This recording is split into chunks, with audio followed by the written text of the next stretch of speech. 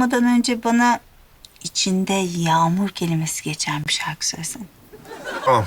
Ama küçük bir böyle kuple. Tamam, küçücük. Ama yağmur yağıyor, seller akıyor olmasın. Yok yok. Çok romantik bir şarkı söyleyeceğim. Ya. Yağmurlu bir günde görmüştüm seni. Üstünde çubuklu formalar vardı. Bir anda vuruldum, aşık oldum ben. Hayatın anlamı siyah